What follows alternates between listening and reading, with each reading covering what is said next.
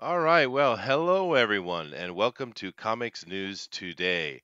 And of course, I'm joined by Denali and Pixel. How you guys doing today? Feeling good? Yeah, doing all right, man. How about you, Denali? Absolutely.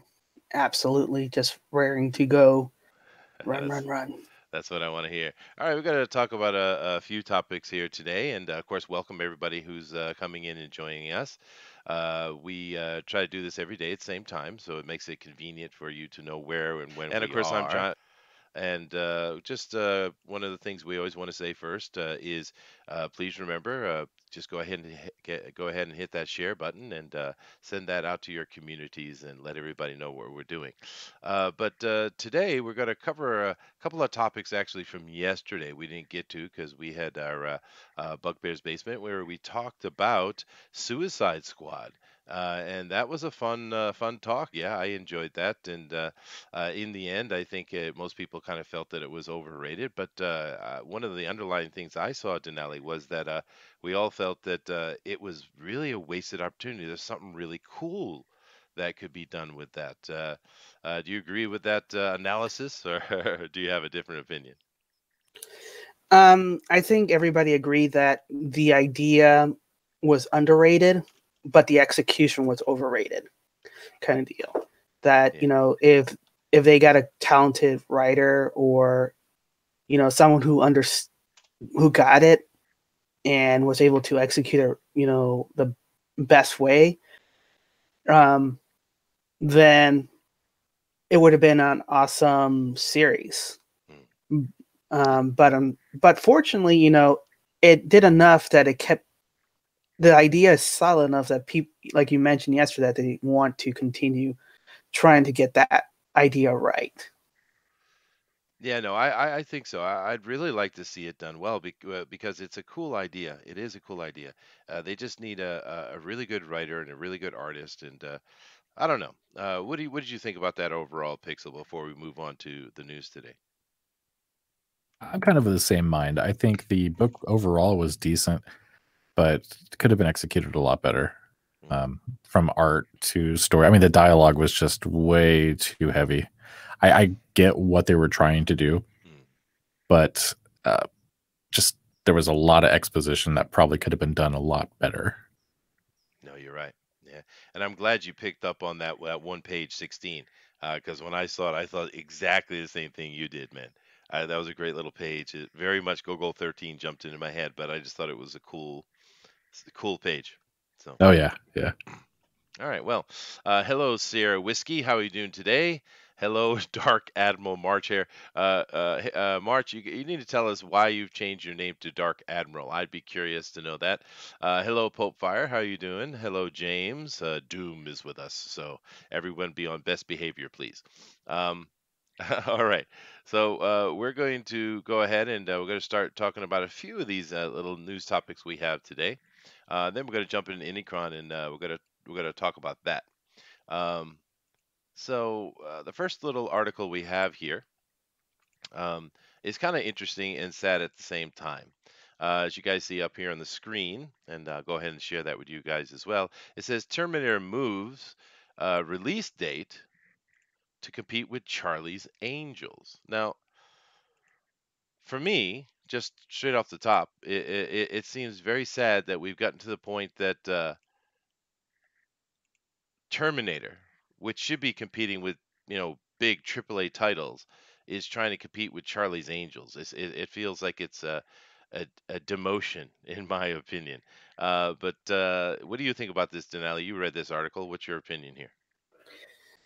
I think they have an awareness that the credit for credibility for the Terminator franchise is not high. I Hmm. think people are still going to check it out because they have James Cameron back on board. But so far, the marketing right now hasn't given anybody confidence that this would be a good film. So, but we have to see what comes in the future and when they start releasing trailer and promotion, you know, if this feedback, are they going to double down or are they going to continue on? But otherwise, it's just going to be too feminist movies, heavy feminist movie going head to head. Well, see, now that's interesting to me because the original Charlie's Angels and then the reboot wasn't particularly feminist at all. They were strong, capable women, but they weren't pushing an agenda per se. Do you think the new Charlie's Angel is going to be pushing an agenda, or is it just pretty much standard old angel stuff? If you take a picture of the current of this rebooted Angels and you take this picture and you swap it around, would you tell the difference? There you go. That's interesting. And by the way, that is a girl in the middle of that picture. That is not a guy. That is a girl. And they're going for that, and that's the thing they want to try to sell. And hey, more power to you if that's what you want to sell. But basically, it looks to me like they're saying, oh, there's Charlie Angels, and we have our own Charlie's Angels with the three ladies here in the picture. What do you think, Pixel Man? Do you think does this excite you? Are you interested in checking out Terminator or Charlie's Angels? You know, maybe it's just that I'm in a bad mood today, but I think they did this specifically because they had two ideas. Either number one, they thought they were better than Charlie's Angels, but even if they get their butt kicked at the box office and go, oh, Charlie's Angels did so well, it kind of took away from our money this week or whatever when they launch. The other thing was they probably didn't want to be competed with by another movie that might come and smack them around. So if you've got two movies that are being fairly well publicized, and I mean, they're going to get some decent people in to watch them. I'm sure they will. It was just a softer target for them to take on. That's interesting. Yeah, because for me, Terminator, I want to see either Arnold on the cover, or I want to see a Terminator or something. This doesn't excite me. It doesn't get me interested whatsoever, and especially seeing as the past few Terminators have not really been very good. So it's certainly not exciting me, but hey, maybe I'm not the intended market, this is the thing for me, guys, with the comic books, the movies, board games, everything. I'd have no problem with them trying to sell to their phantom audience that they're going after. But the problem is it's a phantom audience because these things are not being watched. They're not being involved with. They're bombing and not making money, which once again, I guess that's their responsibility. But I don't care them trying that. I just getting sick and tired of them yelling at us for not liking it. That's the problem, right? If this thing does badly, like so many of the other ones do, they're going to yell at us and say it's our fault because we're a bunch of sexists or misogynists and we didn't support it. But it's like, I don't have to watch your stuff. You do whatever you want, but I don't have to watch it. I mean, right?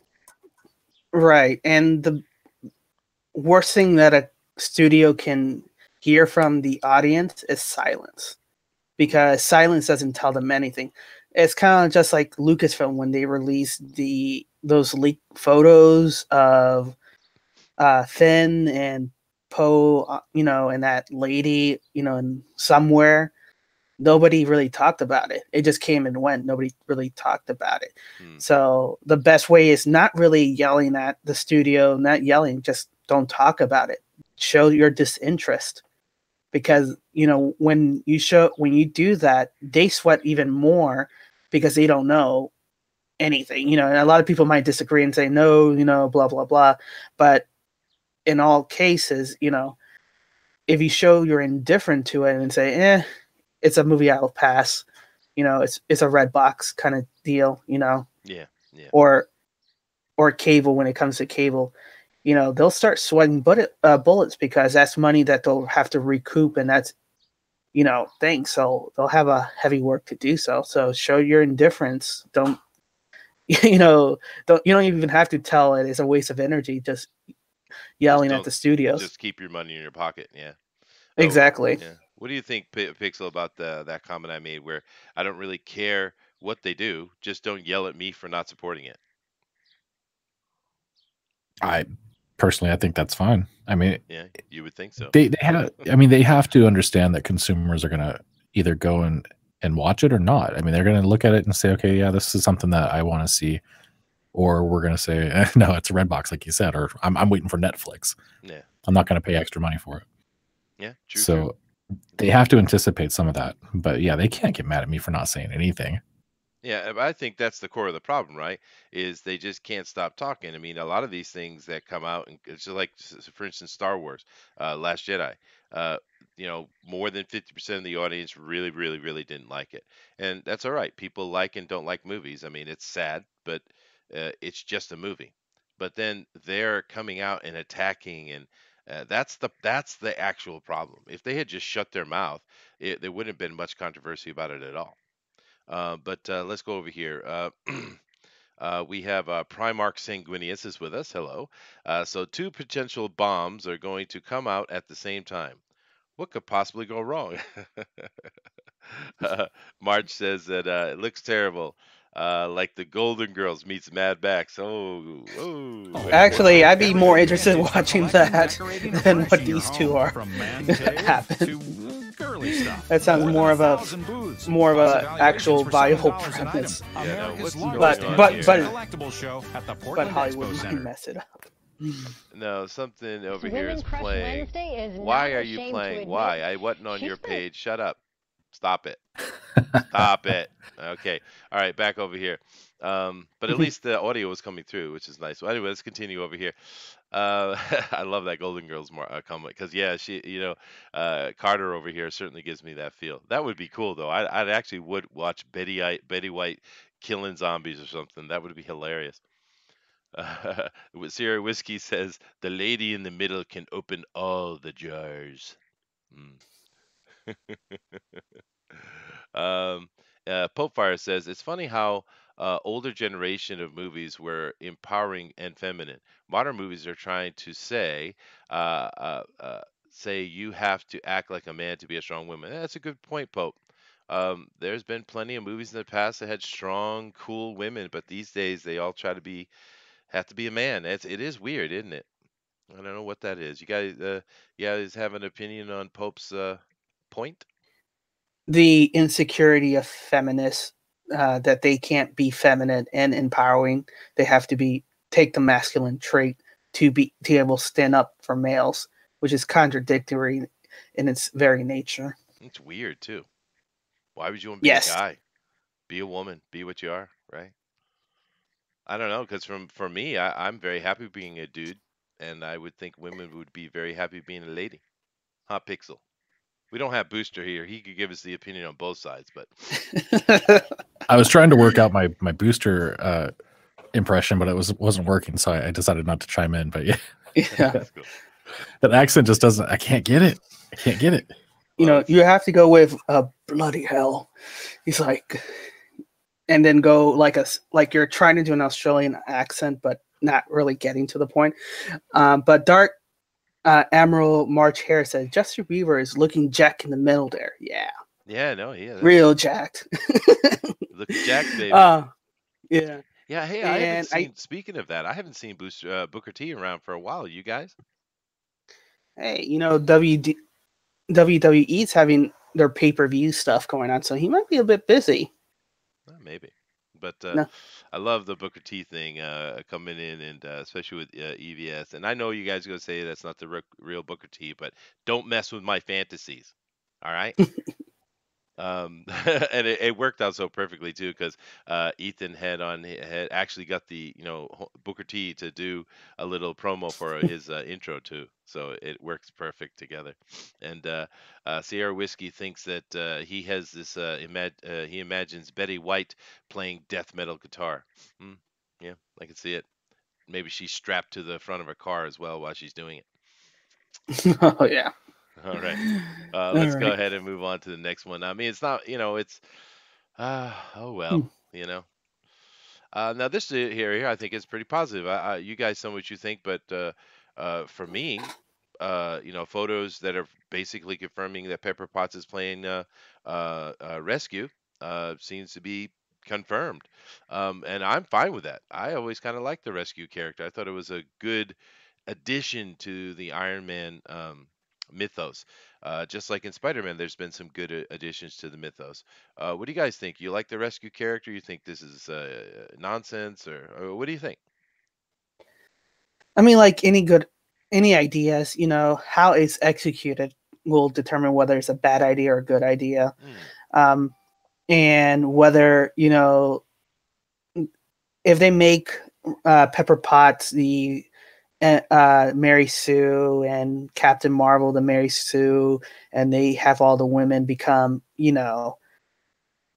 all the heroes and saves the the Avengers, but then that's going to be a problem. But if she helps, supports and be a team player, then that would be a good thing. They could also rescue, right? Yeah, and they could be setting up as well for the A-Force team, which has all the female superheroes in one team. So it could be a reason why they're pushing more female superhero to have that franchise as well. Hey, well, if they do it well and they don't, preach to me constantly, I'd be fine with it. But you got any thoughts, Pixel? Yeah, I think she looks good. I mean, from what I can see right here. So my thing, unfortunately, I've admitted it before too, but I was mostly an Image guy through all the time that I collected books, Sure. up until just a few years ago when I started getting more Marvel and DC. So I wasn't even aware there was a rescue character. That's how out of touch with Iron Man I was. So I just started looking into it a little bit, and I have very little background on the character, but she wore one of the suits, a movie ago, I think. He protected her. Yeah, it was Iron Man 3 where nobody really liked it because it was a deconstruction of Iron Man. It was, but he put the suit on to save her. So, but she's been in the suit. You're right. Yeah, so I think that's kind of cool, and I think I think my biggest joy from this news though is the fact that they didn't replace Iron Man. She may eventually. I don't know how many movies she signed on for. Maybe she will be the next version of Iron Man moving forward while they try to find somebody else to play him if Robert Downey Jr. isn't going to play Iron Man anymore. But they didn't just say, okay, this is Iron Man now, and I can respect that at least. Yeah, no, it's a spin-off character, right? If you do it well, it's fine. It's like I was reading one other article, which we're not going to talk about today. I don't know, maybe we will. But because I want to kind of imagine it doesn't exist, but I don't know, Denali. It feels like they're actually going to be making Moon Knight a lady now. Might be, passing the torch. You don't know with this, but gut feeling points to yes. Yes. And it's like, oh, why? Oh, please make something new. I saw this in a chat I interacted with yesterday in one of the Facebook stuff, and maybe you guys can help me which one it was, but they were talking about what is it? Another character that's being turned female. It just completely left my head. What's the other character that they're turning female now in the comic book? Oh no. Actually, let's make another point. Marvel. No. Yeah. But actually, I think this other point is better. Miss Marvel came out some years ago. It started off kind of interesting. I actually read it at first. I was like, okay, what are they doing here? And of course, it just became kind of nonsense. I immediately stopped reading it, and a lot of people did the same. But the thing is that they were asking, why are they doing this or that with Miss Marvel? And I think my comment is because it's the only semi new creation they've had, and they're desperately holding on to it.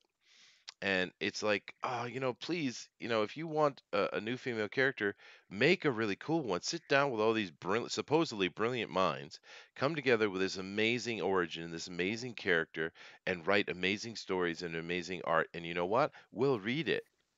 But it's like, God. It doesn't have to be an amazing origin.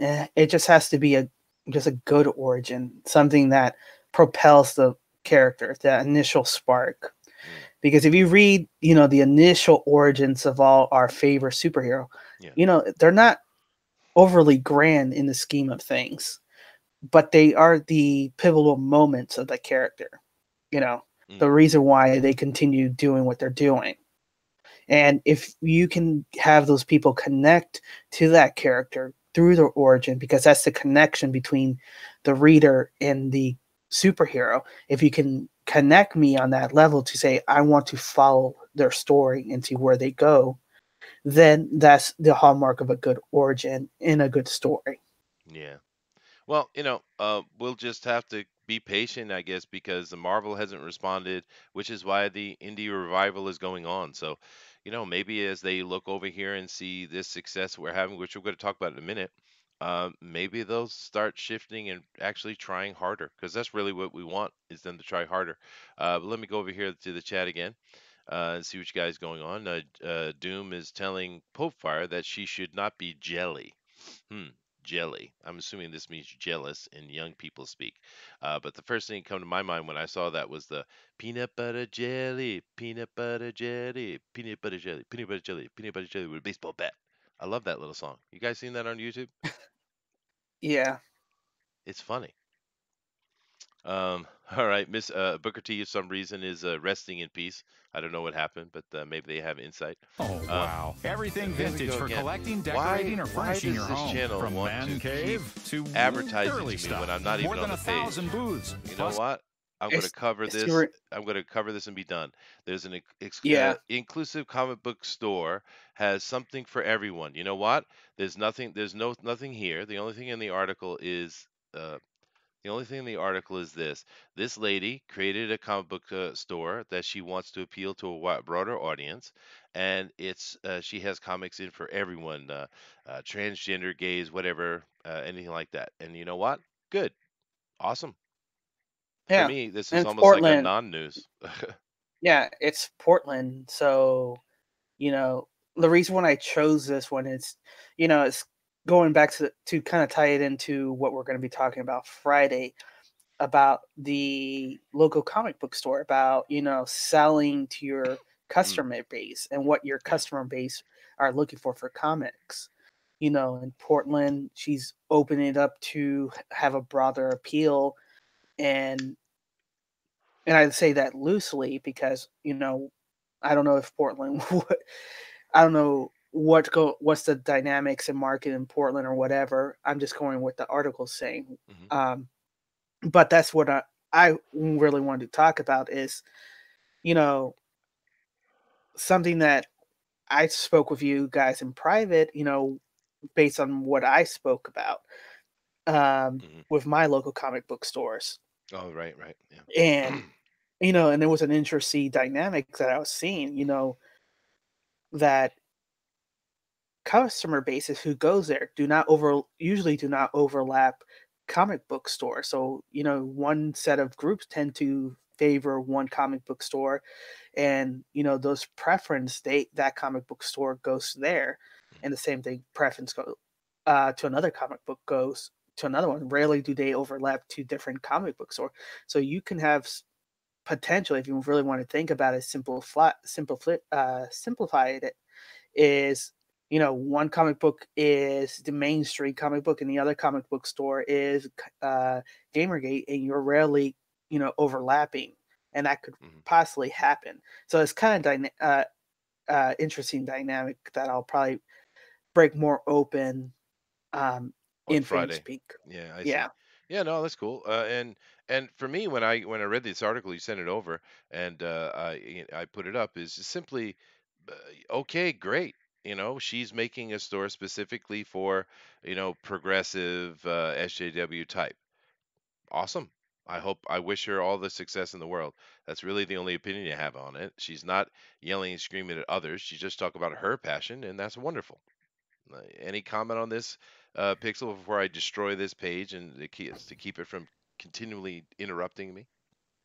No, I totally agree with you. More power to her for Yeah. stepping into a industry where stores are shutting down left and right. So maybe she has enough people that'll support her, and Maybe. if she does, congratulations. Good luck with the store. So yeah, it's but I get your tie-in that you were thinking, Denali. But the story itself is a good one. Happy for her. The only thing I thought was I'm thinking it's interesting right now is the advertisement at the bottom of the page talking about America's #1 organic bread. That is more interesting than the entire article. Dave's bread. I mean, Day bread. oh goodness gracious. But yeah, I'm killing this page because it keeps interrupting Go me. ahead. Going 6. What's wrong with you? Goodness gracious. All right. Oh God. Okay. Boom. Uh, all right. Let me come back over here to the chat real quick. Uh, Yeah. okay. Where was I? Oh yeah.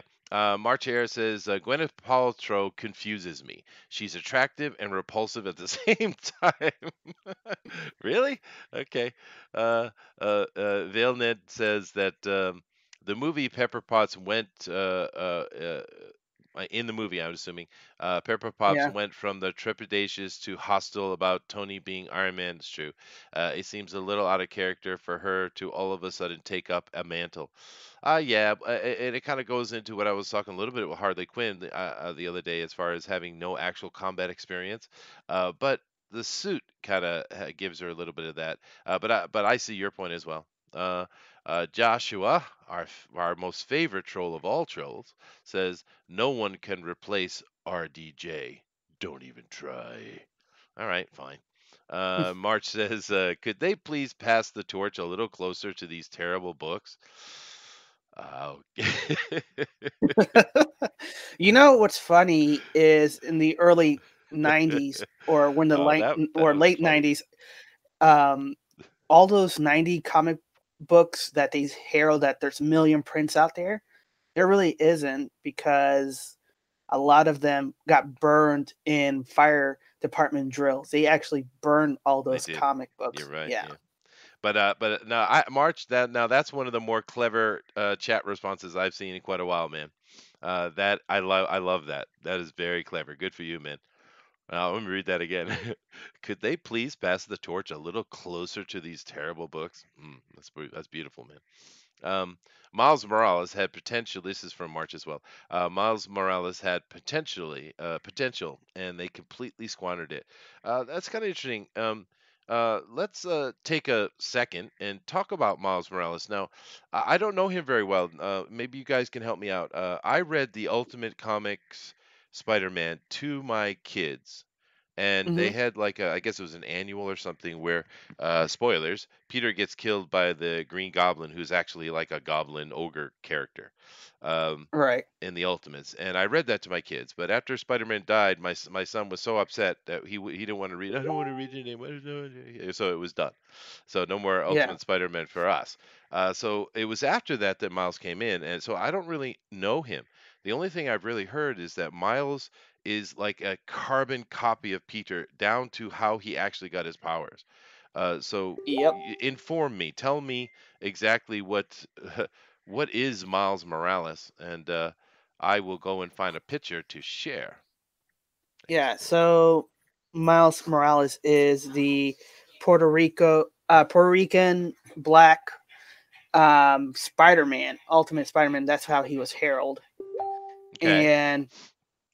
And he actually got bitten by a spider that his uncle, the Prowler, stole from Oscorp, and that's how he got his powers. Um, So just like Peter. and It's yeah, interesting. just They connect him to the Prowler. That's interesting. Okay. yeah, and he has the same dilemma where he's trying to balance school and do everything like what Peter was doing.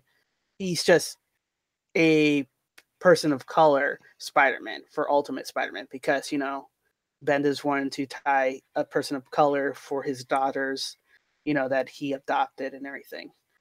And that's really what Miles Morales is. And there was a kind of like a pushback about killing off Spider-Man Peter Parker to have another character take over his place. And I think they were more upset that that instead of having Peter Parker mentor this new Spider-Man, take over, they just had him killed off.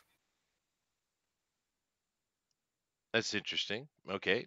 Thank you. Pixel, you have any opinion on this Miles Morales guy? Because I thought it's just they're just race swapping Spider-Man, which sounds like what they did. I don't really have a say on it. I like the costume. I've read the first book that he was in. That was it. I see. Yeah. I don't know. People seem to like it, so maybe it's well written. That's Yeah. cool. So, has anybody watched the Venom movie yet? I'm going to see it If shortly. No, I okay, haven't. okay, because I do have spoilers. You know, the end credits, uh, like they do in Marvels, they tie these scenes to the overall Spideyverse kind of deal. So when you see this scene in the end credit, you kind of understand where they're going with Venom and where they're going with the whole Spider-Man franchise kind of deal. But I'll keep it kind of vague for those who still haven't watched Venom and desire to watch Venom and know what, want to be surprised or Hey, somewhat surprised. why don't we give it a little bit of time? Because we're not a movie review site, so we don't need to do that. But we give it a little bit of time for everyone who's going to see it, and maybe we should do a Venom review. Why not? Could be fun. I mean, it's certainly comic book related. What do you think, Pixel? You want to do a movie review, man? Yeah, I'm down. Yeah, that sounds good. Sierra Whiskey seems to approve. He thinks that's great. Let's see how long she stays in business. True. Yeah, good for her. I hope she has luck. Comic Adventures in Portland is the best store here. Thank you very much, Doom, and I do apologize for you having to live in Portland. Um, Booster says he wants some. Okay, Booster, we understand your tendencies, sir. Thank you. Um, Doom says I literally work across the street from Dave's Bread. I'm looking at it right now. Well, is it the most awesome organic bread in the world ever? Doom, let us know. Inquiring minds are Yay, interested. bread! Yeah, you get. Dave's bread. Oh, Must hey, have a lot of day bread. let's see. Nick W. Hello, Nick W. Bendis is the real life Lex Luthor. Bendis. Uh, Vilna said, I would have nothing against Miles if he was called Arachnakid or Spider Boy, etc. It annoys me that another character who is presently in the 616 is calling himself Spider-Man. Yeah, no, that's something that they do, and they're just trying to grab off the branding, and or maybe their purposes are more nefarious than that. But yeah, it's nonsense, right? Make a new character. Well, Like well, Rescue. She's not Iron Man. She's Rescue, right? definitely. And Miles Morales Spider-Man did have his own universe before they destroyed it because it wasn't making sales, and then brought him to the main Marvel universe, which they also destroyed and made this woke universe. Yeah, which is the way they went about it. Because you could have went about that in a cool way, and it could have been a fun storyline. But they made it way too political. They people were like, "Hey, I don't like this," and they yelled and screamed at them, and they really killed the whole concept before it even gets started. Let me just get through these real quick, and we'll move on to the next story. Booster says, "You got a bleeping sound in the background. That's okay. That's just Pixel. He's not human." Um, March says Miles could be his own man. They need to put him in his own universe. Yeah, yeah, because there's a lot of people in the community that like Miles, so it must be well written. So cool. Let me see here. So risky. I played the Spider-Man PS4. Oh, cool. Yeah, I haven't played that yet. My when my children left, they took all my my PlayStations and all my stuff. They took it with them to university. So all I have is my PC, which I'm mainly a PC overlord anyway. But yeah, how is that? It's pretty good. Miles did get a bit Oscorp Spider is that too. I don't know what that means, but yeah, I've heard mixed reviews. Some people love it, some people don't. So yeah, have you guys tried it Sierra, yet? yeah, Sierra is just saying that Miles got bit by the Oscorp spider, Oh, you know, no, I which I see. was mentioning earlier. Yeah. And let me see anything else. It's okay bread, nothing special. Sure does smell good when they bake it all. Yeah, baking bread does smell great. Does it smell fabulous? Thank you, Devilish. Was that good, Pixel? Did I pull that off? I'll approve. Thank you, sir. Pixel Uh, approved. okay, all right, but all right, let's go on, and we will move on to the next article with Booster's comment. Bendis. Yes. So disappointed. What am I doing here? Okay, let's move over here. And Bendis. Bloody hell. Action Comics. Is Lois and Clark's marriage over? Now, we don't need to talk about this article really because there's nothing to it. It's just continuing what's going on in the comic. I want to use this to talk more about the whole Bendis issue, and I'm not going to. I've been reading the chats and kind of taking up a bunch of time, so you guys go ahead and talk. But why did DC bring Bendis over? One. Two, why do they continue to have Bendis even though the sales on the book keep plummeting and crashing? And three, why?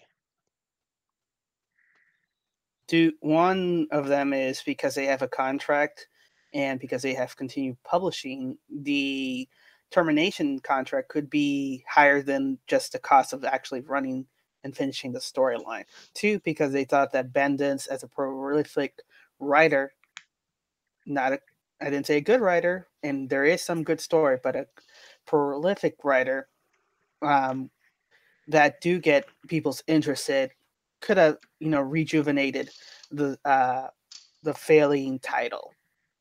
And three, it's Bendis. Yeah, thank you. I guess the question I put to the chat while we let Pixel have a crack at this is, what has Bendis done well? What comic book has Bendis written that is actually well written and you like? Please put that in the comments, guys. Go ahead, Pixel. Talk about Bendis, our favorite person. You said Bendis over. Yeah. Dude, that is a very good Beavis and Butthead, man. That's awesome. Dude, I really liked the Power series up until it started to go kind of off the rails around the time that the main character got his powers back. But the first couple books I really enjoyed. I liked the new concept on it, where it was a fallen hero that had joined the police force and was trying to survive and do good work in a world where he knows most of the guys that he's having to put away or talk to and interact with. But I don't know. From what I've heard and what I've seen lately, he's just fallen off the rails. He's not doing the work he used to do. Yeah, for Powers, I think the last best story he wrote was the one where he was fighting his arch rival, and then once that story completed, it just started going downhill from there. Yeah, that one was pretty good. I will agree. And that character, the wolf, I think is what it was. Yep, the wolf. Yeah, that character was really well done. And actually, the TV show is kind of based around that character as well. I don't know if you ever saw that. I think it was Cinemax, maybe. No, it was PlayStation Network, wasn't it? Yeah, PlayStation Network. Did they ever make another season past season one? No, because it didn't garner the reason, and I can see why. Yeah. Okay. So yeah. I don't know, man. He seems like he can write, but maybe he had somebody else helping him, and maybe Omin, I think is his name. Maybe he was helping with the story more than we thought he was. I don't know. It could be. I mean, we don't know what the background is. Maybe it was, good editing. A lot of factors that could happen, and I don't want to really talk about editing because it's our big friend CB Cebulski that was the editor on those books. Yep. Is it my turn yet? All right, guys. 3, 2, 1. Chester, your turn. Bendis is one of those guys who wants to make everything controversial. If it isn't controversial, he thinks it's not good writing. We've seen a lot of this throughout the years in press, novels. They always want to twist it, to bend it, to get you involved, to be edgy. This is what Bendis in his mind is thinking. And of course, you throw his politics on top of it, which is going to just fuel everything he does. He can't detach himself from the politics. And we know, of course, currently from an article, that has nothing to do with comics, but just to go to kind of tie in the greater world into our little world here. I saw this article, a couple articles the other day.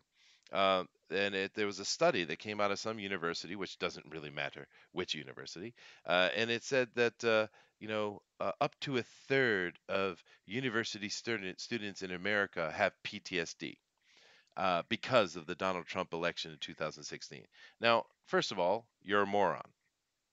You do not have PTSD. PTSD is a very serious thing that happens to people it can happen to people in non-combat situations, from stressful families and stuff. There are potential for it, but we know what PTSD is. It's shell shock.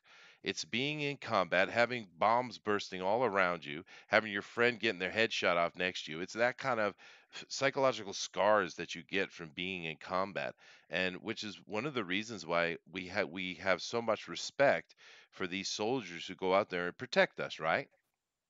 But yet Right. they're going to steal this.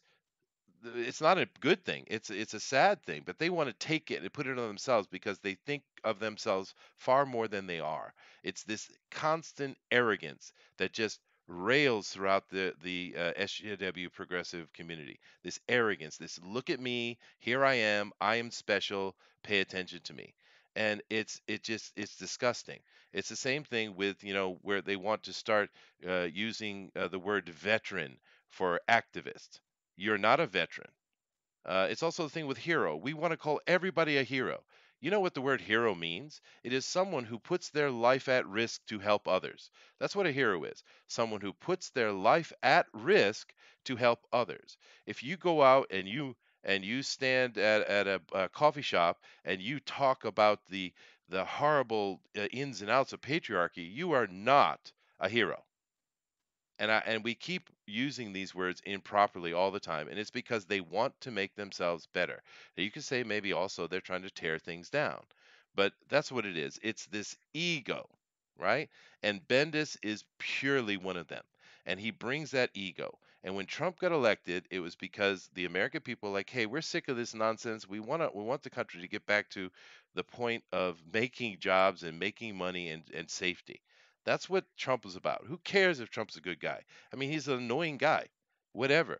But that wasn't the point. It had nothing to do with Trump. It had to do with American people making a statement, right? And these people lost their damn mind. And Bendis is just as effective as the rest of them. And you see it in everything he does. He might not be as vocal as some of these other ones, like who is that Chuck Wendig guy we were talking about the other day? I mean, he just lost his damn mind, right? But that's what we're seeing. And he wants to come in here with Superman, and he even said it if you read the articles. He wants to twist and destroy and break Superman because Superman represents the good. And it's time to get rid of the good because you know what? America was never great. That's what it comes down to. Yeah. And, When I saw I'm not going to swear, but I really would like to just say, F you, Bendis, and F you to all of them, right? So I could go a long time. it's not a good story unless half of the audience is hate it. So if half the audience loves it and half of the audience hate it, then it's actually a good story. It actually makes me excited. Well, anyway, that's my rant for today. But I mean, that's how I see it. That's what I see is going on with a lot of these things. And Bendis is just, I would say, a more subtle version of it because he doesn't rant and rail every day, but he does make those Yeah, statements, right? And Chuck Wendig is a more overt example of that, right? But that's yeah, what it but comes down to. yeah, but just to clarify a bit, um, as a psychologist, and I do have a degree and all that Yeah, stuff yeah, yeah. for it. Um, PTSD is just not shell shock. It is severe trauma that is Yeah, reoccurring I said that. for it. Yeah. So we just want to clarify that and make sure, we are properly using that terminology as well. Um, Yeah, but Janelle, you know what I mean. What I'm saying is you know, they're taking on a mantle of something that is serious because they want to make themselves look more virtuous and more special. no, no, That's and my I'm point, not, right? yeah, I'm not disarguing about your point. I'm just clarifying, you know, making sure, that it's not taken out of context, it's not twisted around, that, how people like to hear what they hear. We just want to reiterate, it is reoccurring trauma, Hmm. you know, that, could be triggered way after the event has happened. Yeah, yeah. And So you are we the are expert on mindful that, for so that. thank you, Denelli. Yeah, you are the Yeah. expert on that. Yeah. Thank you. No, no, no. I wasn't dismissing that kind of stuff. I'm talking about these little snowflakes and I love that term that came out. The little snowflakes. And who was that? Was that Metacore that coined that? I'm not sure. But it's so perfect, right? because they have to be special, and it's so disrespectful taking these terms like PTSD or veteran or whatever other thing they take and taking it to themselves to try to say, oh, look at me, bad things have happened to me. And I will mention offhand, I won't get into this, but we I keep mainly that's why you hear me use the word progressive a lot and not just SJW, because I'm talking, those are the main people that are constantly saying horrible nasty things about us.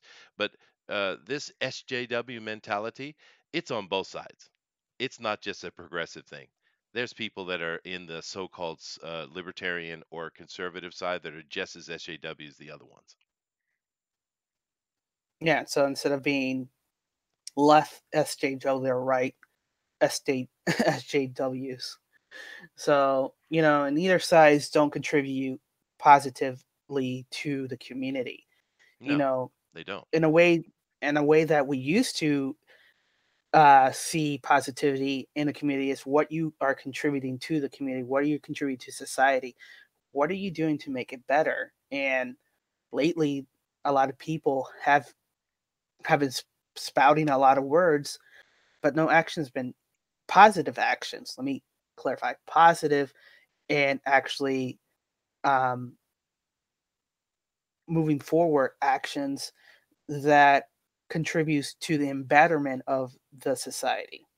You can still have your values, you can still have, your say, but if you're not contributing to a positive manner to improve the overall quality of not just of yourself, but of the society, then it's pointless to say anything. You're just making unnecessary drama.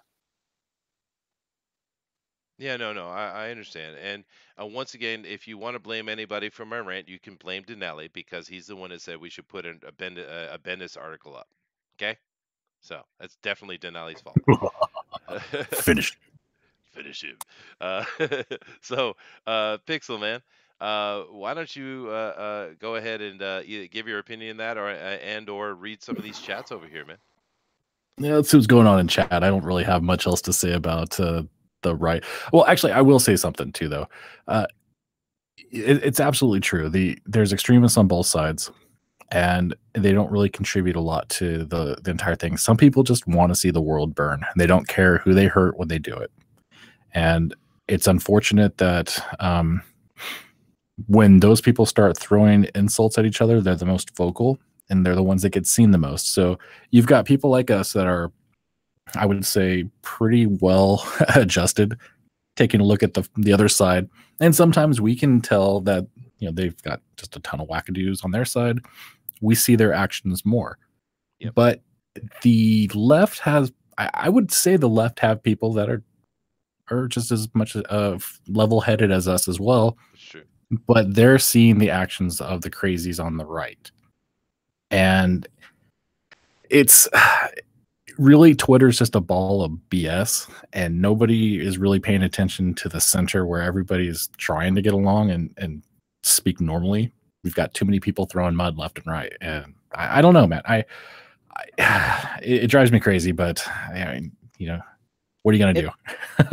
Yeah. Speaking of mudslinging, it feels like an ongoing presidential campaign that just hasn't stopped. It's just continuing on Twitter, like it's been going on for not more just this for the last 2 years, but beyond that, since like 2000 or whenever Twitter happened, or whenever people just migrated over there and continue the same kind of campaign debates. And that's what I see a lot. I'm like, come on, guys. We all hate election campaign for a reason. Why do you want to continue propagating that kind of thing? Let's leave it for those season where we're bombarded with those ads, and then we kind of ignore them because we have to make the decision ourselves, and True. Read what we have, read and be informed ourselves, and vote if we choose to, or vote or not vote if we choose to. Yeah. But that's what I'm starting to, well, not starting to see, but clearly see on Twitter devolving. It's like an ongoing political campaign that just hasn't stopped. Oh no, And that's we don't true. know, Yeah. and we don't know what they're actually campaigning for. They're just saying a lot of words. Yep, that's all they ever do. All politicians ever do is say things round and round, but in the end they say nothing.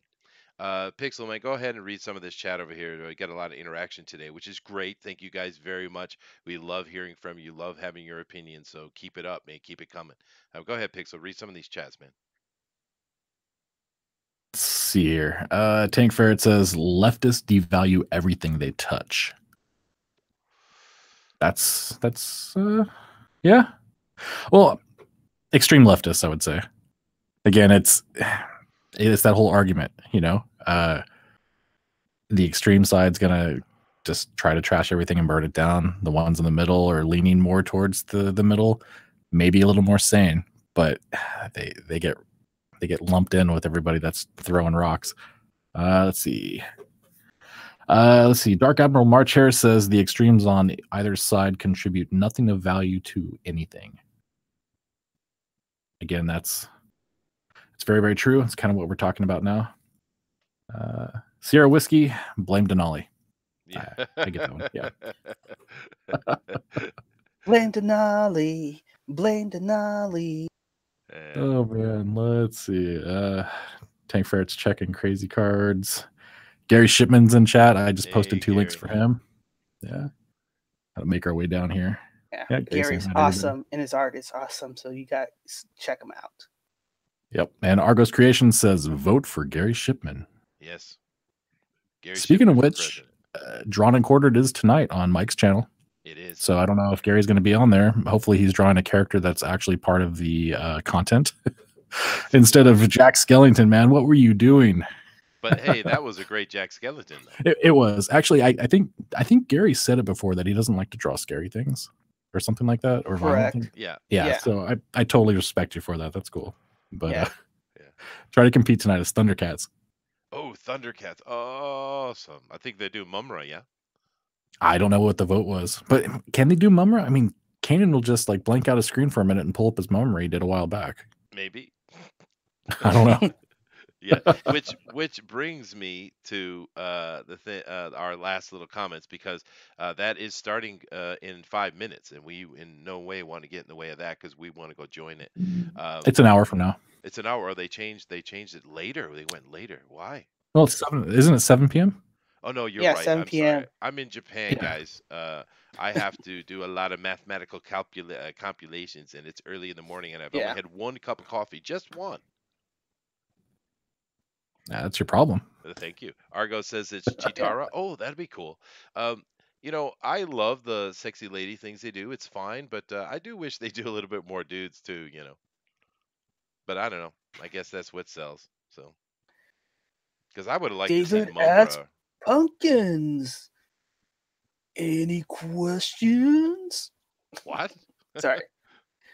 Well, everybody's talking about Hollywood theme, so I might as well just go with David S. Pumpkins. Oh man. David S. Pumpkins. That skit got so overblown. I don't know what happened there. I will give Tom Hanks a pass though. He's done enough good for the world. Yeah. Yeah. Okay. All right. Well, we need to make a decision. We either should end it here and finish the show and see you guys all in an hour over in Drawn and Quartered, or we could continue on a little bit and talk about IndieCron. You guys want to go a little bit longer in the chat? What do you guys think? We need a wall of clocks to depict all the... Yes, sir. Yes, we do, Sierra. But I'm usually pretty good about the math in my head, but, you know, getting older. So that's the way it is. But yeah, you guys let us know. You want us to go ahead and talk about IndieCron and some of the Indiegogos on there, or you want to just be finished for today, and we'll see everybody over at Mike's channel in an hour. Just let us know in the chat, guys. So, are you guys ready for Halloween? We got to do a Halloween show. You guys going to be in costume, or maybe we change our icons to Halloween costume icons. That'd be cool. Maybe that's how we should do it. We should do our costumes as our icons. That might be cool. Yeah. That'd be interesting for sure. Yeah. All right. So they say, yeah, go ahead, keep it going, Mr. Busby from Sierra Whiskey. Go on. I like listening while I draw. Talk about agenda, please. That's it. What do you mean agenda, Doom? Talk about Pixel Trader's tabletop game. Ooh, there you go. I'm going to be the Red Power Ranger. Excellent, Tank Ferret. Yeah, okay. Let's go ahead and just go over to the Unicron, and we can talk as that goes. Now, what they were talking about the your tabletop game, Pixel, and they're talking about the one that you had worked on before that we had discussed, or is there something new you have in the works? It's basically the same thing. So back 2015 we launched, or 2016 maybe, I don't recall now. 2016. We my friends and I had launched a tabletop game. It really wasn't ready for the market. The game was ready, but the art and stuff wasn't. And they wanted to kind of test it out and kind of launch it as a beta. And so they did. It didn't sell very well. We didn't really market it too well. There was a lot of things wrong with it. Uh, but the game itself is solid, and the world that's in it is really solid. It's just a matter of now. I've recruited a couple artists. I haven't got started on the actual artwork yet, but I do have some pieces that I developed prior to just calling it quits on, for kind of putting it on the back burner. And so I'm bringing those back, reworking them. Like I said, pulling in other artists to possibly hire to do some work for me. And I don't know when it's going to go live yet. I mean, we've got about 150 different pieces that we need to work on. Mhm. If you break it down to actual page size, it's like 30 pages, maybe 40 pages of art. So it's not a tremendous amount, but there's a lot of intricate pieces. Cool. And that's like a tabletop war game, right? Yeah, it's a tabletop war game in the vein of like 40K. And so you create your armies, you put your little minifigures on the table. Wargaming. You were talking about it the other night. Oh, I do. but That's yeah, my yeah. forte, actually. So all the same thing. It's all dice based, if I remember correctly. So we don't have to do a whole lot of extra crazy stuff. You just got to roll a bunch of dice and then move your guys and beat the hell out of each other. Yeah, no, sure. There's a lot of good games. There's been a bit of a renaissance in the tabletop war gaming. Actually, for a long time, you had the standard type of old school grand scale combat tabletop games, and of course you had Warhammer come out, and particularly Warhammer 40K, and that has dominated the industry for a long time. But the past 5 years, we've seen a lot of these really clever little games come out that are trying to get into the market and find their niche in it. And I don't know how many of you guys are interested in tabletop gaming, but I actually think it's pretty exciting what's going on over in board games. Board games are actually, and tabletop games in general, are in a bit of a golden age right now, actually, which is sad because over here in the comics we're in a dark ages. Yeah. And this game spawned from the 40K guys. So they were hardcore 40K gamers. One of them actually ran a store for a while that carried 40K stuff. And this kind of came out of the, I guess 40K. I don't know much about it because I wasn't much of a tabletop gamer. But I guess 40K guys, what is it? Games Workshop does a lot of kind of shady stuff by like not letting you use certain models or whatever, like if you want to compete. And I don't know all the details, but they gave sellers a lot of hell, and the players themselves were constantly blowing money on certain things, having to upgrade and whatnot.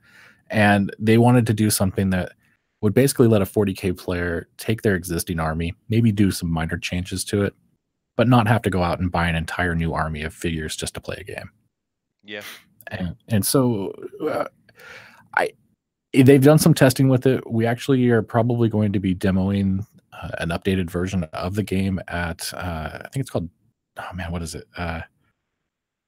Something, there's a tabletop gaming con coming up in March, I think, of next year. Origins? No, it's a really small one. I think it's like held up in like San Francisco or something like that. DundraCon is one of them. I can't remember what the other one. KublaCon. KublaCon. I don't know if anybody's. Sure. Yeah. Okay. Yeah, I don't know if anybody's familiar with KublaCon, but I guess we got our stuff figured out for KublaCon now, and so I'll probably be attending with the guys, and hopefully I'll have some artwork to show off by that point. That's cool. So you're just kind of trying to do a revamp on it, a better marketing and relaunch. Right. So we've fixed some of the. Actually, I should say they. they fixed a lot of the balance in the game after doing a bunch of playtesting. They're correcting some little things here and there, fixing typos in the book, a bunch of other stuff. They're actually going to add 2 more playable races or factions, more backstory. There's quite a bit of stuff that has to come into that, but also, a ton of artwork, because books like that are just huge like sellers. I mean, the artwork is just what really pulls people in. That's right. And so we got a lot of work to do. No, the art, you must have good art. And of course, then after that, you need to have a good mechanical system to keep people coming back. But the art sells it. Yeah, absolutely. That's probably the main reason why I haven't launched my own projects, is because I'm not an artist. Yeah, no, we should do a stream just talking about that and board game stuff in general, because I love that. But and if you guys, I doubt you do, but if you need any kind of help or advice or input or editing or whatever, just let me know. I'd be certainly happy to help with that. So what I'll do is actually off the stream, I'll put you in touch with a couple guys, and or with the guys actually, and we can work something out. We can get you a copy of the book or something. Yeah. Well, I mean, if I can help, why not? Yeah, absolutely. Yeah, it's fun. So cool. All right. Well, let's go ahead and move over here to Indicron. Now, one of the things we wanted to do with Indicron today, of course, we'll go down the bottom. We'll take a look at our totals, which is 2,221,000, and I think this is going to take a big jump in the next 6 months, because maybe I don't know how much you can tell us, Pixel, but I'm expecting we're going to be seeing some pretty big Indiegos coming out. I'm thinking Ethan is doing his Rainbow Brute, and we'll probably see Lone Star 2, and maybe something from Mitch, maybe even something for Richard. Can you give us any upcoming insider information, please? So there's been some talk. A lot of the creators are warning other people not to put out something between November and March. Actually, hold on, I'm about to sneeze. But anyway, if I have to sneeze, I'll mute. Because the whole lead up to Christmas and then tax season and all of that, and people are recovering and they don't have a whole lot of funds, and so crowdfunding tends to take a bit of a dip during that time, and then it starts to recover right around tax season as people have put their money in. They've already made their bill payments for that year, and they're starting to get their returns in. That's when things start ticking back up. So I know they were talking about maybe hitting 3 by early next year. I've got a feeling that unless there's some really big things that come out, I mean, yeah, if Ethan releases something, people are going to buy it.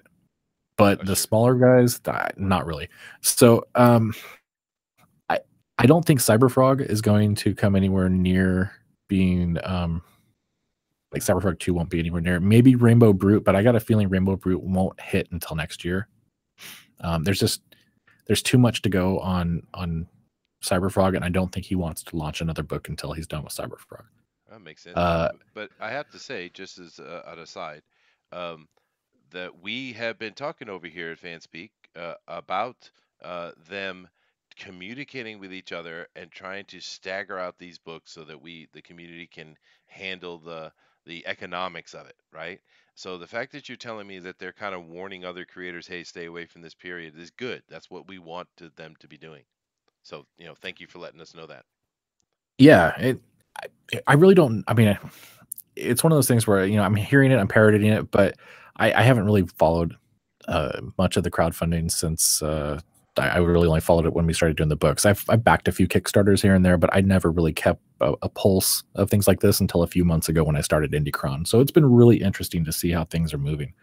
But yeah, I mean, if there's guys that have done this stuff before, and I think Ben Jones was talking about it too, where he kind of avoids these months as well.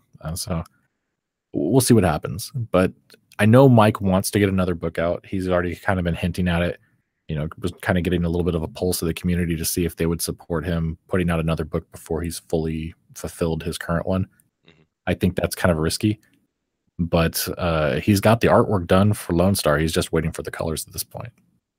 So, I mean, there's really no reason for him not to start on pages for number 2, and maybe he's already done that. Mm-hmm. But he's also got the Nuclear Family, which he's going to have to rename. Yeah, that's true. He's going to have to write but Andy. Yeah. but that one's already underway as well. Yeah. Now, I wonder, maybe he just wasn't aware that there already was an existing nuclear family, or maybe he just didn't know. That's what I assumed too. Did he ever release it as something else, or was it just a concept this entire time? It I'm was not a really concept. okay. Yeah, it's probably a similar situation. I've got a concept for a book that I called The Department of Collateral Damage, and it wasn't until just recently that I've found out there was a book called Damage Control, and it's basically the same thing, a team that cleans up after superheroes and villains. Mhm. And it just, we had no idea. We didn't pay attention to that. We weren't reading Marvel at that particular time, and that came back to bite us. So we're changing the book, but there's things we can do. It is what it is. And Yep. the chat in Doom was talking about Agenda is actually a comic book that was launched just recently and on Indiegogo. It's not on IndieCron yet, but they were on Ethan's stream, so I guess that's what they were talking about.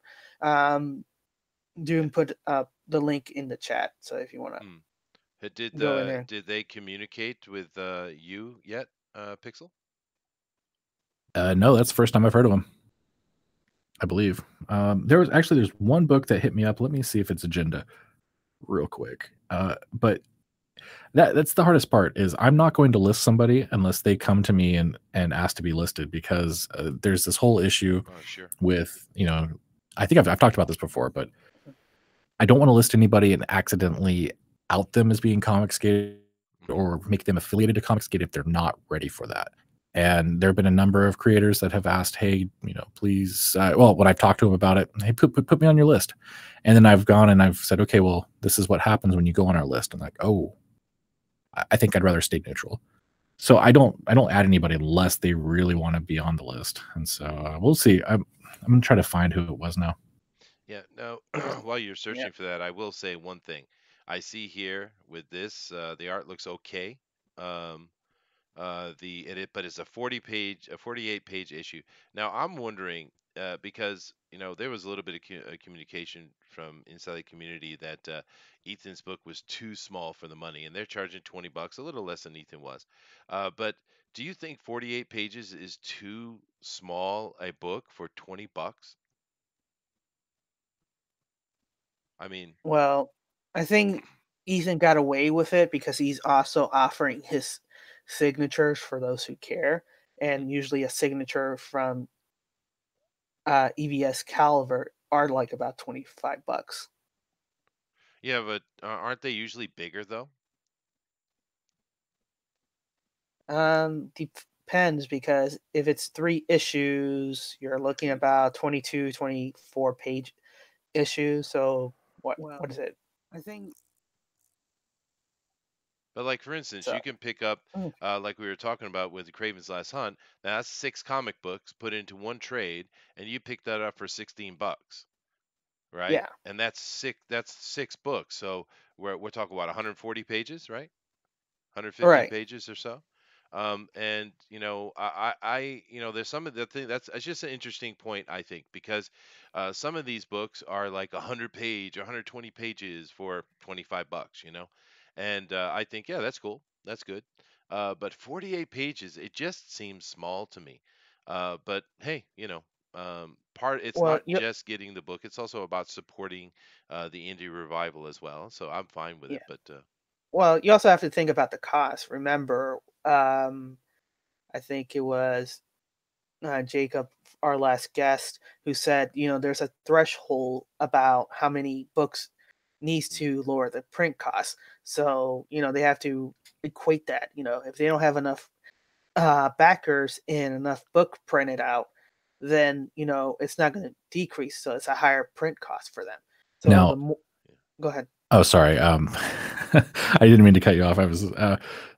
They are 48 pages and they are $20, but the shipping is included in that price. Oh, all right. They have shipping as free, so your $20 is actually paying for the shipping.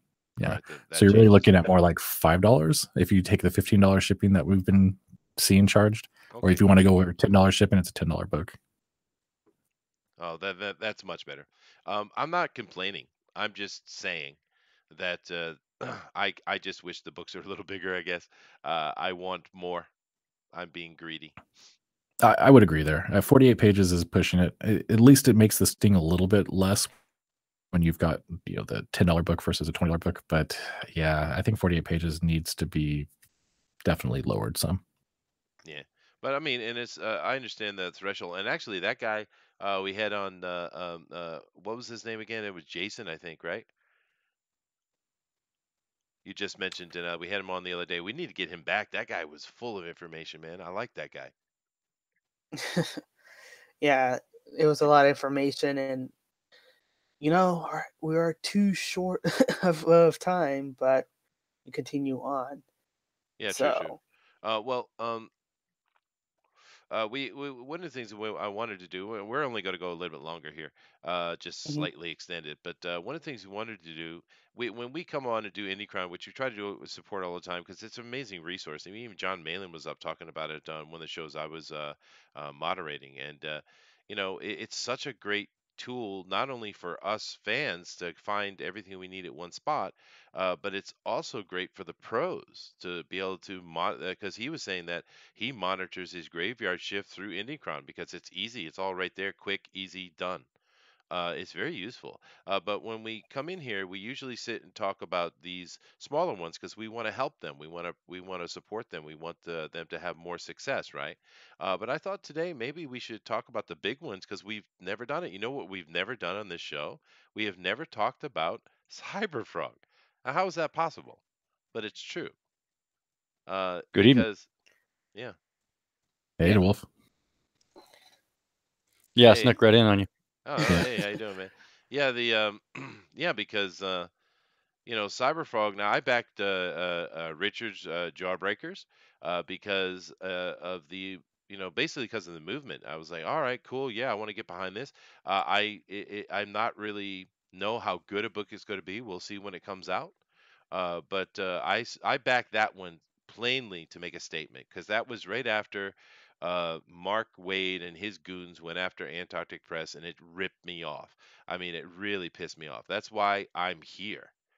That's why I'm doing what I'm doing because it made me. Because I don't usually get angry at things on the internet. I might rant and stuff, but I'm just having fun, right? But that made me mad, and I want to do something. And I'm not an artist. I mean, what can I do? Well, I could come over. I can support people with my money. I can get involved in the community. I can chat. I can make a YouTube channel. And we don't do a lot of yelling and stuff over here. We're trying to have fun and enjoy and be positive. But in that case, I was really mad, and that's why I backed Jawbreakers. I didn't back it because of John Malin's art. I didn't back it because of the writing, and I have no idea if it's going to be a good book or not. But I backed it for that, and I hope it's good. But Ethan's, I backed because I want it. you know. What do you guys think about Cyberfrog? Well, I kind of come into Cyberfrog much in the same way because I did not know about Jawbreakers. I was a few months behind you in discovering what Comicsgate was all about, and of course, once I did, I got pretty excited because I'm a comics fan. I mean, you can tell by the way I'm just talking about the older stuff, from the 90s. And I've even pulled out all my back issues that I've had to go through them and get the kids introduced into all these things as well. When Ethan then started talking about it, I got very interested. But being that I hadn't paid attention to comics for a while because of exactly the same thing that he was talking about, then I didn't back him because I didn't know who he was. And I didn't know if he was genuine, at that particular point. And he didn't have much art up. So all I knew was it was a cybernetic frog. And that was really outside of the concepts of, X-Men, of all of all of the things that anyone has ever created as far as superheroes, this cyber frog. And not only was it not even a man type of a superhero, it wasn't even in a world in which you would normally have superheroes, right? It was in Desolate. It was a completely new story, and I didn't know if I could go along with that. So I waited around and waited until Red Rooster hit. And you've heard me talk about Red Rooster and Mitch Breitweiser a little bit, and you even mentioned it. You're like, you're here because of Red Rooster, aren't you? And you were correct. Now, as things went on, I learned a little bit more about Ethan, and of course, Lone Star, the concepts of the Blacklist universe, and now with the nuclear family, which is now atomic family. That idea of that bigger world with bigger heroes in a city, also apparently in Texas. I mean, that was so totally cool. I was on board. By that point, Ethan had closed his Indiegogo. And then I was really mad at myself.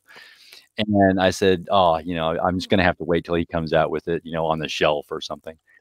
And so I then backed the variant cover, which I personally, when I see Salamandroid and Cyberfrog together, I think Salamandroid looks like a cooler looking character for some particular reason. And so I like now that I've got that variant cover coming instead. Yeah, this one here with the wasps ripped in half. That just looks totally cool. Yeah, I think I like Salamandre better than Cyberfrog too. But another thing that's cool about it is it's new, it's unique. I mean, Lone Star looks good. I'm looking forward to getting that book actually. But it basically is Captain America meets Supernatural. So it's not necessarily a new idea, but it still looks cool, and I want it.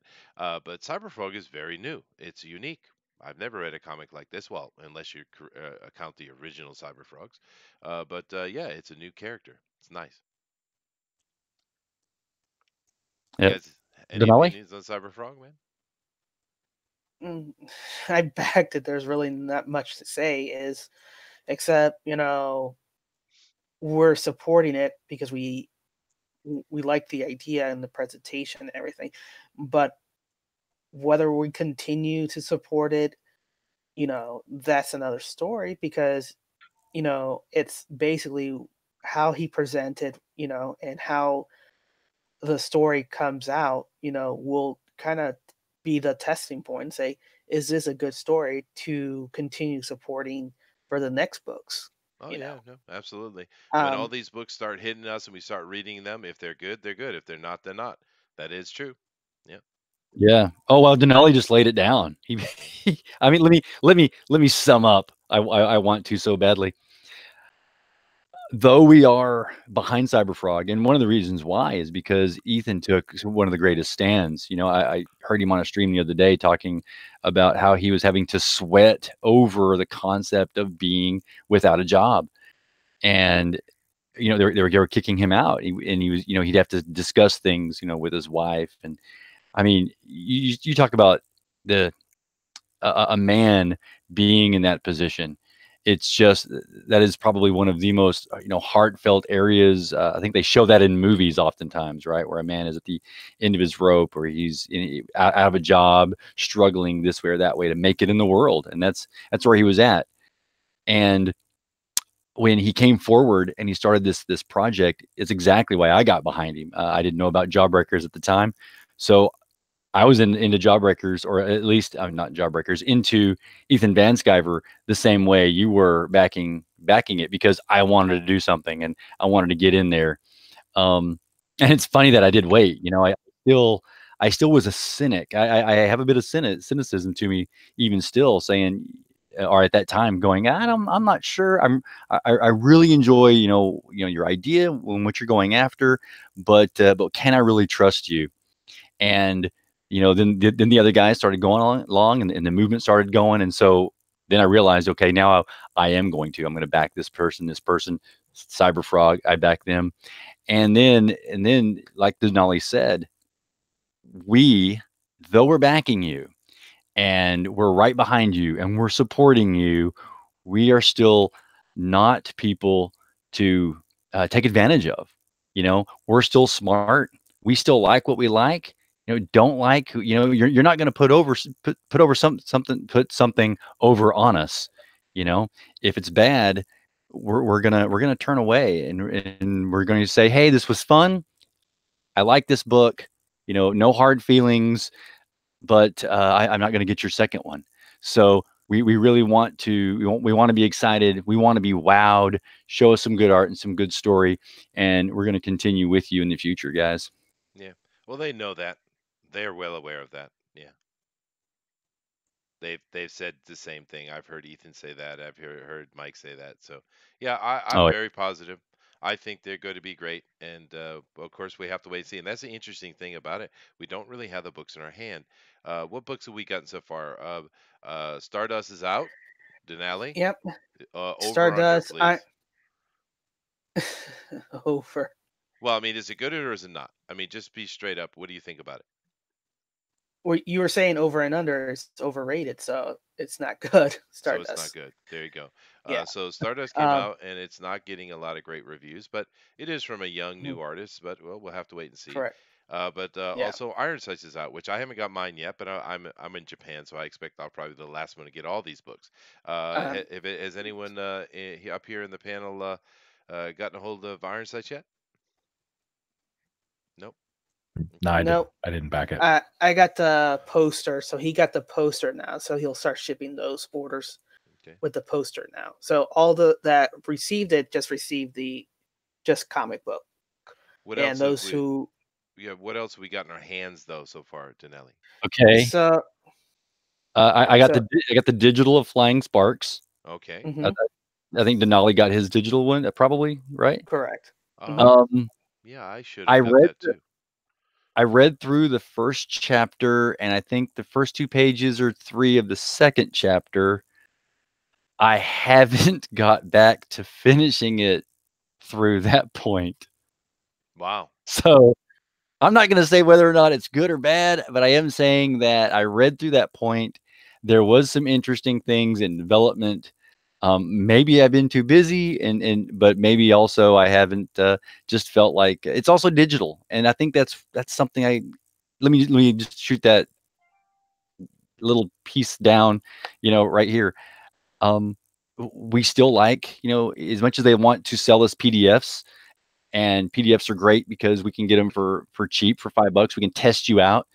In the end, I've said before, comics industry is not going to be taken over by digital. Comics won't. industry is going to continue going because we still like the book in our hands. Mhm. Other media, yeah, make it digital, and people are going to buy it, and digital is cool for that. Other kinds of things. Comic books are comic books. So I haven't finished it, I think mainly because I've got to get back to my digital thing. And guess what happens when I get on my digital thing? I start chatting with you guys. I start doing other things, So a better review for Flying Sparks will come out of me. And I haven't even mentioned it till this time. Just Spark as well until I get the book as well. Isn't that funny? Okay, I just had a something go wrong here. All right, it's back. That was very, very weird. You guys tell Okay. me over in the chat if it's kicked you out or not. Something was going on weird with YouTube. Man, they got some problems. They need to fix that. Anyway, sorry to Yeah. interrupt, but yeah, no, Let me see. we'll review these books when they come out. Yeah. So we also have Blue Mamba that came out. Yeah. I know the chat was mentioning Elliot Fernandez Black and White, which No, Black is and Red. Black and Red. Black and Red. Sorry, Black and Red. Sorry, I'm thinking of Artie Bear's Black and White because I really want that book. Yeah, so do I. Yeah. So, and you can still get it because it's on demand.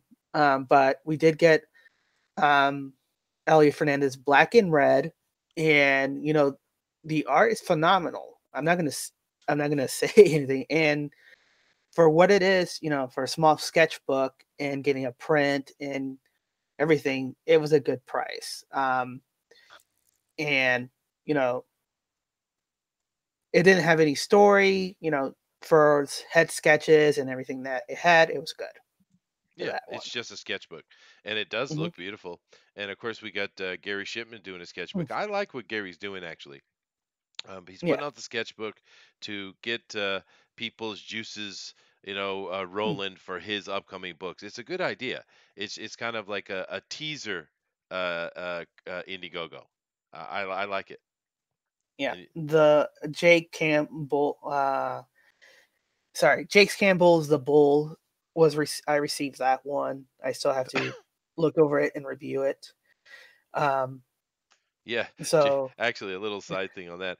Jake Mhm, contacted me yesterday in mhm, regards to my shipping address, and he mhm. was like, "I went and I tried to find it on the map, and I couldn't find it. I'm really worried about shipping it."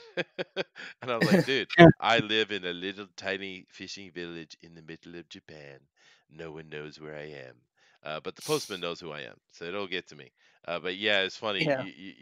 Good luck trying to find where I am because I literally am in a satellite-free zone, I think. Nice, nice.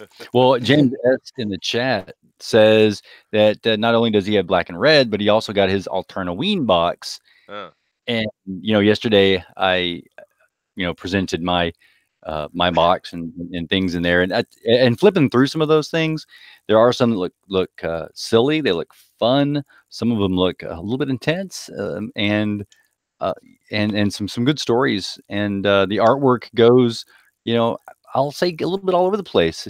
But where it needs to be silly, it's silly artwork. Where it needs to be serious artwork, there's some good artwork in there too, because they're all the alternate titles. Yeah, he's made a fan out of me with his company. I'm gonna be checking out more of his titles. yeah, Yeah. I like And Peter I too.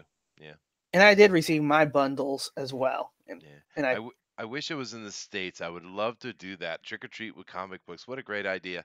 But I didn't get it because there's no way I want to even think about the shipping on that. But yeah, it's cool. Yeah. We do need to wrap this up, guys. We Mhm. did go over a little bit over today, and that's fine. But we need to wrap it up, and we got things we need to do. And then, of course, everyone's going to jump over in 30 minutes to see the Drawn and Quartered Pro Edition on Mike's Blacklist Universe. That's going to be fun. I did want to make one comment here from the chat. You guys are, I actually like the idea that you guys had in the chat. We should take all the Indiegogos, well, not all of them, but the ones that make sense of the Indiegogo characters, and do them as some manner of a Gestalt character and call it Indicron. I like it. I know I like it. I think that would be fun, just a little Well, fun little joke theme book. That would be cool to see maybe attached as an ash can or something like that to maybe one of Ethan's or somebody's book. Pixel, you might want to think about doing that, dude, just for a lark. And like talk to Ethan and have it just like throw a little ash can on his next campaign. Literally take and do a mashup of the Indiegogo character. I mean the Indiegogo characters and call it Indicron. What do you think about that? That'd be kind of interesting. I'll have to think yeah. about that. Well, it also came with a small topic of what you said about maybe having an anthology book. You have like all these smaller ones who, won't make it, but if you collect them all into an anthology book, then maybe more people would be willing to purchase this and check it out. That's a great idea. We are always talking about ideas, right? Maybe get like say Mitch Breitweiser, right? Have Mitch do the main like a main story, and then get a few of the other ones to do a little smaller stories. Yeah, that would be great, man. It's a good idea. Yeah. Yeah. So, And wow. DeWolf says he'll form the head. Oh goodness. Well, it wasn't me. It was just generic, a generic um particular character that is chosen. Yes, that age old, and I'll form the head Yeah, from the sure. Black Lion. Yeah. Absolutely. All right, guys. Yeah, we definitely need to close this down. Thank you all for joining us. We'll certainly see you over at Mike's channel. But let's just get closing comments and where can people find you, contact information, all that kind of stuff. Why don't you go ahead, DeWolf? You start out, and where can we find you, man? Hey, you can actually find me on Facebook, and it's just me, so I'd have to dox myself. I'll contact you, I guess. And otherwise, I do have a little Twitter out there in which I did talk about creation science, and that is Light in the World at Twitter. Hmm. Thank you. Awesome. Denali. You can catch me on FanSpeak. The link is in the description below. And you also can, hit me up on my Twitter at Denali101.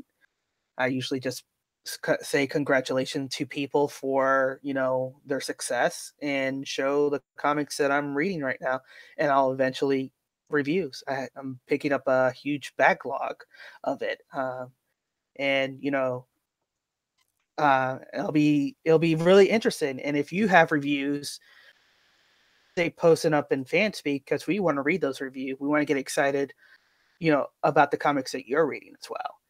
And we also have the art contest that's ending next Tuesday, the 30th, for the Fanspeak logo and mascot. And the winner or winners of that art contest will have a one-page advertisement inside Alterna Comics, to showcase the new logo, the new mascot, and their artwork. So, if you're interested, you know, hit us up there as well. Yeah, no, absolutely. That art contest is a lot of fun, and don't be shy. We got a couple of new submissions I saw yesterday, but don't be shy about it. Don't think, oh, I can't do that. My art's not good enough. Oh, absolutely, Yeah. put it in, man. This is Fanspeak, guys. Put your art in. Let's have fun. And just keep in mind that you know, you guys, you will choose through a straw poll who is the winner, and when it goes into the alternate comic. But that doesn't mean we can't use the other stuff on the site, and we can throw them up here and share them, and we you know, we'll use everything. We'll interact with everything. Please don't be shy. Go ahead and put that up, and also don't be shy about coming on and joining us. We see a lot of you guys sitting down in the chat, but hey, you know what? You could be sitting up here with us, giving your opinions and saying what you think. So you know, go to the links down below. Go to Fanspeak and join us over there, and tell us, put you in, man. That's what we're all about here. This is a community thing. We're not here trying to make money. We're not selling anything, and I'm not saying there's anything wrong with that either. I'm just saying, but that's not what we're doing. We're here talking about the community and talking about comic books. So don't be shy about it. Come over and join us, and let's hear your voice. Let's talk to each other. Let's become friends, right? That's what we want to do, because that's the cool thing for me. I've been doing this for a couple of months now, and we've been doing this for over a month now for the channel. But I can't even count how many new friends I've made. My email, because of the Facebook communications, are like 500 a day. You know, because every time Yeah, Facebook, yeah, and and that's awesome, it is Chester. awesome, man. And And yeah, what it says to me though, Denali, mhm. is that, you know, because I could probably figure out a way to stop Facebook from pinging my email, but I don't want to, because every day I look at that, and if it's under 500, well, you know, that tells me I didn't do enough today. I didn't go and communicate enough today. If it's over 500, then it's telling me, hey, it was growing, it's interacting, or maybe I was being a little bit too annoying and being around too much, but whatever. But it shows me how much people are interacting, and I love it, man. I've made so many new friends, and it's really cool. So don't be shy about it, guys. Come over here, get up in the channel, and talk with us. That's why we're here. But anyway, you and had something to say, yeah, Denali? yeah, and I was gonna say, and you know, don't forget to join us on Fanspeak on Friday at 8 p.m. because we're actually going to do that giveaway for Craven's last hunt. So if you want to be part of that giveaway, you know, join us there. So, you know, you might have a chance of winning that. Yeah, no, that's true. We've been trying to give that away. Just we need to do it first thing. Mhm. But yeah, please come over for that as well. But anyway, Pixel, why don't you tell everyone where they can find you and all that good stuff? You know, as we're on the topic of not making money, I'm going to post a link to my Patreon. I have been working on IndieCron for a little while now, and I'm getting ready to push an update probably this weekend, finally. If you would like to buy me a coffee or just want to support the project, please find me at patreon.com/pixeltrader. I haven't been doing a whole lot of video work and stuff lately. My Twitter's been a little quiet, but I'm still doing a lot of stuff behind the scenes to help the community. So, you know, follow IndieCron on Twitter. And be sure to check out Drawn and Quartered Fan Edition tomorrow night at 7 p.m. Pacific, 10 p.m.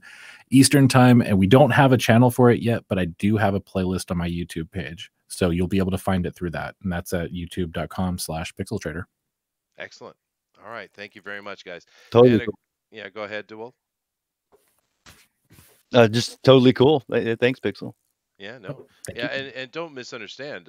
You know, I'm happy with all these channels making money. Go for it, man. I support everything you can support. I'm just saying that here, over here at FanSpeak, at the Fandom Zone specifically, we're not selling anything. We're just a community. So you know, it just feel free to come and join us. You don't have to be a professional. You don't. I mean, we're not professionals. Can't you tell? um, Wait, if we're not selling anything, does that mean we're selling ourselves? I guess, or maybe we're just sharing ourselves. How about that? But yeah, That no, sounds I think that my intention is that I just want this to be a free, open thing where everyone can come and just have fun chatting about comic books, man. And it's been going great. I mean, look how many guests we've had. Look how many people have come. Look at how many people have joined us. It's wonderful, and I'm having a great time, and I know you guys are too. So, you know, thank you all very much, and we will see you on the Mike stream for the Jordan Quarter, and of course, we'll see you tomorrow. We do comics news today, every day. Bye, guys. Aloha. see it.